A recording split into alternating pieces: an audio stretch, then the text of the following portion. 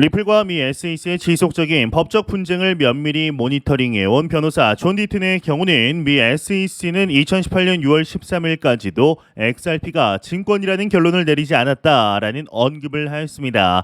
이 말인즉슨 XRP가 증권이라고 주장하는 SEC의 말과는 달리 내부적으로 어떠한 결정도 내지 않은 상태, 즉 SEC는 XRP의 정체성에 대하여 증권이 아니라는 것을 사실은 알고 있다라는 것인데요.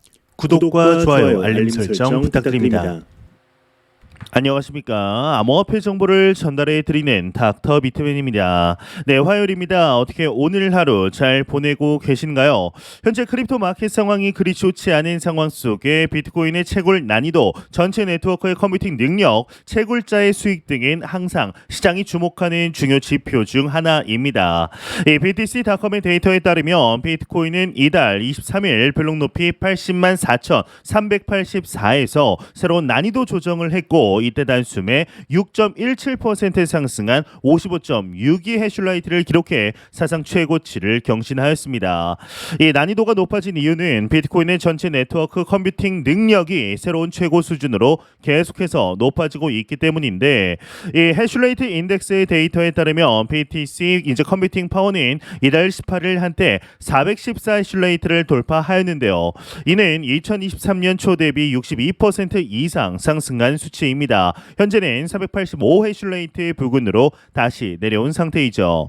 이 컴퓨팅 능력의 향상은 비트코인 네트워크 보안에도 도움이 되지만 이 채굴자의 수익에는 악영향을 주기 때문에 이 채굴자들에게는 조금은 나쁜 소식이다라고 볼 수가 있습니다. 이 해슐레이트 인덱스에 따르면 채굴자들의 경우는 현재 이제 해슐레이트당 0.06달러밖에 벌지 못하고 있다고 하는데, 이는 지난 5월 초에 비트코인 오디널스가 인기를 얻던 시기에 0.1216달러에 비해 절반으로 줄어든 것이라고 합니다. 그럼에도 불구하고 현재 비트코인을 기준으로 현재 긍정적인 분석들 지속적으로 나오고 있습니다. 이제 내년 비트코인 반감기를 앞두고 있는 상황 속에 10만 달러 도달, 한화 약 1억 3천만 원에 있어서 전혀 무리가 없다라는 전망들이 나오고 있는데, 자세한 내용 함께 보도록 하겠습니다. 네, 헤드라인을 한번 보겠습니다. 헤드라인을 보게 되면 비트코인 약세에도 낙관론 여전하다. 비트코인 다음 사이클에서 10만 달러 돌파 전망한다. 헤드라인 멋지게 장식이 되어 있습니다. 내용을 한번 보도록 하겠습니다. 이 캐나다 소재 비트코인 채굴 업체 HUT 이제 에임 마이닝의 경우는 이 VP 수 애니스가 다음 사이클에서 비트코인 가격은 10만 달러를 돌파할 수 있다라고 언급을 했다고 합니다. 애니스의 경우는 비트코인이 기관 투자자들의 포트폴리오에서 13조 달러 규모에 달하는 금의 파이 중 2에서 3%를 차지할 수만 있다면 10만 달러 돌파가 가능하다라고 설명을 하였는데, 또한 최근 비트코인의 가격은 약보합 추세를 나타내고 있지만 해슐레이트는 계속해서 상승하고 있다. 이는 비트코인 네트워크에 상당한 수의 신규 참여자가 존재한다라는 것을 의미한다. 현물 상장 지수 펀드 ETF를 통한 블랙록의 시장 참여도 긍정적 요소 중 하나이다. 전통 시장에서 블랙록이 갖는 영향력을 감안하면 그들의 비트코인 현물 ETF 승인 가능성은 확실히 50대 50보다 높을 것이라고 부연 설명했다고 합니다. 약 42만 트위터 팔로워를 보유한 익명의 암호화폐 애널리스트 테크데브의 경우 또한 2024년 4월 다음 반감기 전후로 비트코인 가격은 포물선형 상승 곡선을 따라 지금보다 500% 상승할 수 있다라고 전망했다고 하는데, 이번 반감기 역시 이전의 사이클과 마찬가지로 비트코인 신고점을 향한 토대를 마련해 줄 것이다. 비트코인 신고점은 내년 2분기 경신될 것이라고 예상하며 궁극적으로 약 16만 달러까지 상승할 가능성이 있다라고 예측을 했다고 합니다. 네, 그 외 예측들 또한 비슷한 결이기 때문에 넘어가도록 하겠습니다.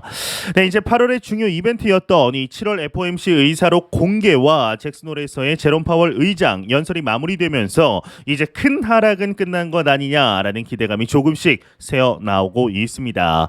이 JP모건에 따르면 시카고 상품거래소의 비트코인 선물 계약의 미결제 약정을 분석한 결과 매수 포지션 청산이 거의 정리되면서 암호화폐 시장의 단기 하방 압력이 제한될 것이다, 제한적일 것이다 라는 분석을 내놓았는데요.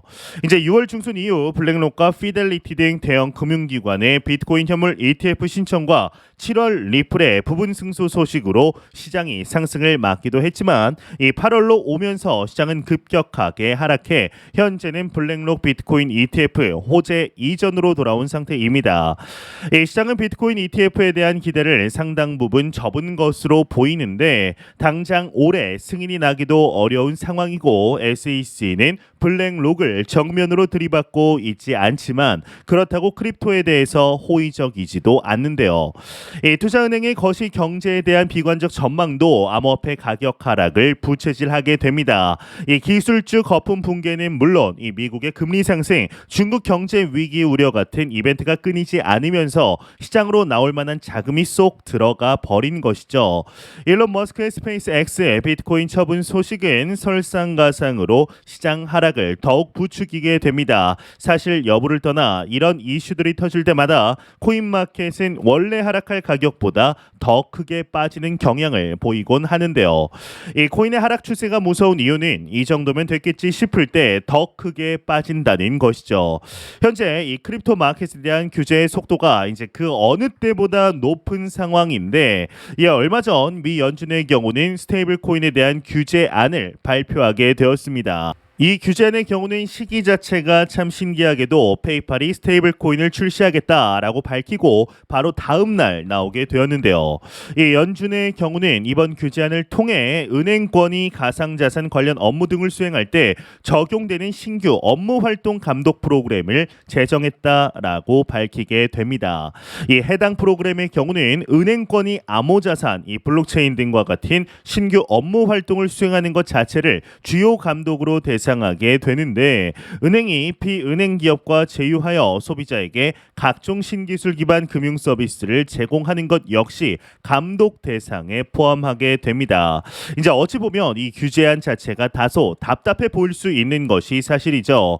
이에 미 공화당 3인의 경우는 스테이블 코인 규제안에 대해서 적극적인 반대 의사를 표명하고 있다고 하는데 자세한 내용 함께 보도록 하겠습니다. 헤드라인을 이제 보게 되면 미 공화당 3인 연준발의 스테이블 코인 규제안 반대 의상 표명 헤드라인 멋지게 장식이 되어 있습니다. 한번 내용을 보도록 하겠습니다. 공화당 소속의 하원 의원들이 최근 연준발의 스테이블 코인 규제안에 공식적으로 반대 의사를 표했다고 합니다. 패트릭 맥켄리 미국 하원 금융서비스위원회 위원장을 필두로 프렌치 힐 디지털 자산 금융서비스위원회 위원장 빌 후이젠과 금융서비스 소위원회 위원장의 경우는 28일 연준발의 스테이블 코인 규제안 통과 반대 성명을 발표했다고 하는데 이들의 공동 성명은 연준이 발의한 스테이블 코인 규제안은 금융기관들의 정당한 암호화폐 시장 참여를 저해하는 의도를 갖고 있다라고 강조를 하게 됩니다. 전원 공화당 소속인 해당 의원들이 공동 성명을 통해 지적하는 사안인 연준발의 규제안이 내포한 은행들의 서면 자료 제출 의무와 조항이라고 하는데요.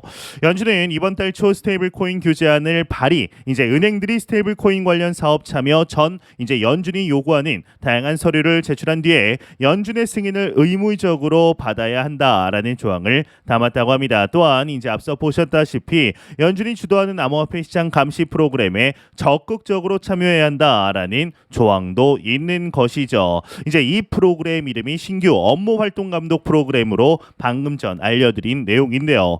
네, 이 외 내용 그리 중요하지 않아서 이제 넘어가도록 하겠습니다. 네, 마지막으로 이 해당 의원들의 공동 성명은 은행에 관련된 지침을 담은 연준의 규제안은 스테이블 코인과 암호화폐 시장의 효율적인 운영을 방해한다. 특히 미국의 행정 절차법을 따르지 않고 설립된 법안으로 연준이 독단적으로 많은 정보를 획득할 수 있는 기회를 제공할 뿐이다라고 서술을 했다고 합니다. 이제 이 외 내용 그리 중요하지 않아 넘어가도록 하겠습니다. 네, 이제 여러분들의 생각은 어떠신가요? 미 의회가 가장 큰 화제거리가 아닐까 싶습니다. 이 현재 스테이블 코인과 관련해서 재정이 정해지지 않는 게 공화당은 민주당 탓이다라고 하고 있고 이 민주당은 아니다 공화당 탓이라고 하며 설전을 벌이고 있습니다. 그만큼 이 스테이블 코인이 미칠 파급력에 대하여 중대하게 바라보고 있다라는 것인데 현재 규제의 확립 시기를 내년 정도로 보고 있는 것이 사실이죠. 작년부터 본격적인 규제의 바람이 불어온 만큼 내년 내년 안에 어떠한 방식으로 진행이 되게 될 것인지 충분히 기대해 보아도 좋지 않을까 싶은데요. 이제 이와 더불어서 리플과 미 SEC의 소송, 지속적인 법적 분쟁을 면밀히 모니터링해온 미국 변호사 이 존 디튼의 경우는 미 SEC는 2018년 6월 13일까지도 XRP가 증권이라는 결론을 내리지 않았다라고 언급을 하였습니다. 이 말인즉슨 XRP가 증권이라고 주장하는 SEC의 말과는 달리 내부적으로 어떠한 결정도 내지 않은 상태, 즉 SEC는 XRP의 정체성에 대하여 증권이 아니라는 것을 사실은 알고 있다라는 것인데요.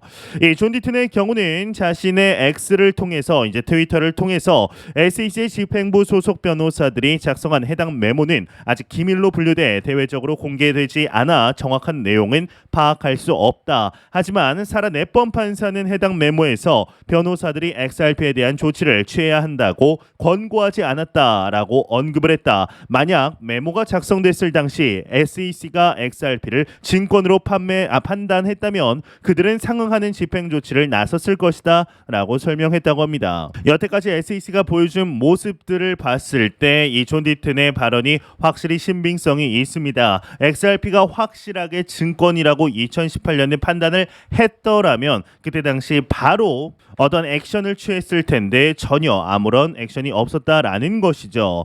SEC 담당자는 최근 항소 요청을 제출한 후에 2024년 4월, 5월, 6월에 재판을 진행할 수 있다라고 법원에 알렸는데 이에 리플 측 변호인은 법원에 내년 2분기 언제든 재판을 진행할 수 있다고 통보하게 되었습니다. 그러니까 쉽게 말해서 2018년 당시 그리고 그 이전 당시에 리플사의 액션 자체를 SEC가 지금 증권으로 문제를 삼고 있지만 2018년 당시에 SEC의 경우는 XRP에 대해서 전혀 모든 걸 다 알고 있었음에도 증권 아닌 것 같다 뭐 이러한 액션을 취했다라는 것이죠. 그런데 어떠한 심경의 변화인지 몰라도 SEC의 이익 또는 우리가 알지 못하는 어떠한 특정 집단의 이익으로 인해서 XRP를 포함한 크립토 마켓의 혁신을 확실하게 좀 누르고 있는 것이 아닌가, 인위적으로 조금이라도 더 늦게 퍼뜨리게 하려고 인위적인 프레셔를 하는 것이 아닌가 싶은 합리적인 생각이 듭니다. 현재 XRP뿐만 아니라 이 크립토 마켓 전반적으로 좋지 않은 상황들이 반복이 되면서 이 투자자들의 관심 또한 아쉬워지고 있습니다. 이런 가운데 챗 GPT의 경우는 2024년 XRP의 가격을 이제 1달러에 도달할 것이라는 예측을 하여 화제가 되었습니다. 리플은 7월에 단꿈과도 같았던 부분 승소 이후에 SEC가 항소를 하면서 다시 2024년으로 모든 판단을 미룬 상태입니다. 이런 이유로 급하게 들어왔다가 매도하는 물량들이 나오면서 0.5달러대까지 하락하게 되었는데 물론 전체 시총이 여전히 5위이기 때문에 상황이 나쁜 것은 아니지만 당장 1달러를 넘어 투더문할 것이라는 기대와 달리 상황이 좋지는 않습니다. 이 과거부터 리플은 승소보다는 합의가 낫다라는 이야기를 해왔기 때문에 이런 상황을 예측하지 못한 것은 아니었습니다. 다만 리플의 진행 과정이 참 험하다라는 생각은 지울 수가 없는데요. 리플은 현재 200일 이동평균선 위에서 거래되고 있습니다. 만약 200일 선을 지키지 못한다면 추가 하락도 가능한 상태인데 0.5달러 아래로 빠진다고 가정할 때 당장 XRP가 2024년 1달러로 올라오기 위해서는 다른 호재가 필요합니다. 가장 중요한 것은 전체적인 코인 마켓의 추세 변화입니다. 지금은 너도 나도 빠지는 때이기 때문에 개별 호재로 가격이 오르기는 어렵습니다. 따라서 2024년 비트코인 반감기에서 기대감이 터져 나와야 하는데요. 그리고 리플이 개별 호재로 터져줘야 이제 1달러 이상으로 갈 수가 있습니다. 결국 중요한 것은 비트코인이죠. 비트코인이 올라주면서 시장에 반등 신호를 줘야 하지 않을까라는 생각이 듭니다. 네, 공포탐욕 지수 한번 보도록 하겠습니다. 네, 공포탐욕 지수를 한번 보도록 하겠습니다. 전날과 동일합니다. 39포인트를 기록하면서 지금 피어 공포 단계에 나타내고 있는데요. 이 지수 0이면 공포, 또 100이면 낙관을 의미하게 되죠. 현재 비트코인은 역사상 가장 긴 침체장을 보내고 있습니다. 2022년에 하락을 지나 2023년 상반기 상승을 맛보았지만 8월 내내 코인마켓은 침체와 하락을 반복하고 있습니다. 이런 상황에서 많은 투자자들이 흔들리고 있습니다. 이 가장 큰 문제를 꼽자면 바로 무관심입니다. 이 코인에 대한 무관심이 이렇게까지 심했던 때가 있었나 싶을 정도인데 이 거래소마다 거래량이 줄었고 언론 등에서 언급되는 양도 현저히 줄어들었습니다. 이런 가운데 팔로워 4만의 더 비트코인 테라피스트라는 인물이 챗GPT에게 비트코인의 반감기별 가격을 예측해달라고 물었더니 실제 답변이 나왔다라는 트윗을 남겼습니다. 그러면서 2024년 15만 불, 2028년 50만 불, 2032년 100만 불, 2050년에 500만 불이라는 답변을 받았다고 합니다. 챗GPT가 불리시하다고 말했지만 어떻게 질문을 했는지는 알 수 없습니다. 이제 모두가 알고 있듯 챗GPT는 비트코인을 비롯한 모든 자산의 가격의 예측에 매우 소심한 태도를 가지고 있기 때문입니다. 그런 점에서 과도한 추종은 지양해야 할 텐데요. 이제 이 마이클 반데포프의 경우는 지금의 크립토 마켓을 유령 도시에 비유하기도 했습니다. 그러면서 마치 강세 사이클이 앞으로 다시는 없을 것처럼 느껴질 정도라고 말하는데 그에 따르면 지금은 2015년과 비슷한 상황이라고 합니다. 이 견고한 기본 성장에도 불구하고 암호화폐에 대한 믿음이 서서히 사라지는 횡보 구간이라는 것인데요. 아이러니하게도 이런 희미해지는 믿음의 시기를 지나면서도 이제 비트코인에 대한 호재는 끊임없이 나온다라는 겁니다. 그가 꼽은 호재는 크게 5가지입니다. 일단 첫 번째로는 비트코인이 정부와 기관에 의해서 서서히 채택 중이다라는 것이고 두 번째로는 블랙록은 비트코인 자산운용사 발키리의 많은 지분을 가지고 있다. 세 번째, 비트코인과 이더리움 ETF의 채택. 네 번째, 홍콩의 암호화폐 오픈. 다섯 번째, 오만의 비트코인 10억 달러 이상 투자를 볼 수가 있습니다. 이제 문제는 이런 호재에도 불구하고 현재 비트코인 가격에 전혀 반영이 안 되고 있다라는 것인데요. 심지어 비트코인은 블랙록의 비트코인 ETF 소식이 나오기 직전 상황으로 가격이 되돌아갔습니다. 지금의 하락이 과도하다고 주장하는 이들의 근거는 상당히 견고합니다. 그렇다면 왜 시장이 움직이지 않는 걸까요? 이 마이클 반데포프는 현재 투자자들이 시간 항복을 경험하고 있기 때문이라고 주장합니다. 하지만 코인 투자자는 몇 달이 걸리더라도 이 단계를 반드시 지나가야 합니다. 존버라는 말은 아무나 쉽게 실천할 수 있는 일이 아닙니다. 2021년 코인에 입문해서 2022년에 미친 하락장을 겪고 이제 2023년의 상승을 조금 맛보았는데 침체와 하락이라니 뭔가 억울하게 느껴질 수도 있습니다. 하지만 이 시기를 지나지 않는다면 결코 코인으로 돈 벌 수 없습니다. 존버는 그만큼 어려운 겁니다. 일제강점기 초에 그나마 독립에 대한 꿈을 너도 나도 가졌었지만 이후에 많은 사람들이 일본 편으로 돌아섰습니다. 이 독립이 도무지 눈에 보이지 않았기 때문인데 그러다 갑자기 독립이 찾아옵니다. 비트코인 상승도 그렇습니다. 원래 상승 전의 어둠이 가장 어둡습니다. 그리고 그런 모습은 몇 달에서 심하게는 1년 이상이 걸릴지도 모르는데요. 현재 우리는 너무나 좋은 시기에 실제적인 투자 진행하고 있습니다. 매영상 말씀드리지만 절대로 단기적인 시각으로 이 시장 바라보지 마시고 장기적인 시각으로 또한 오랜 시간 동안 함께 할 수 있는 여유 자금을 통하여 투자를 진행하시길 진심으로 바라보도록 보도록 하겠습니다. 네, 제가 준비한 소식은 여기까지입니다. 영상이 도움이 되셨다면 구독과 좋아요 그리고 광고 한 편만 처음부터 끝까지 시청 부탁드립니다. 이 채널은 오직 광고 수익으로 운영이 되게 됩니다. 항상 영상 시청해 주시는 시청자분들, 구독자분들 너무나 감사드립니다. 오늘 남은 시간 잘 마무리하시길 바라면서 저는 더욱 도움이 되는 영상으로 찾아뵙도록 하겠습니다. 지금까지 닥터 비트맨이었습니다. 감사합니다.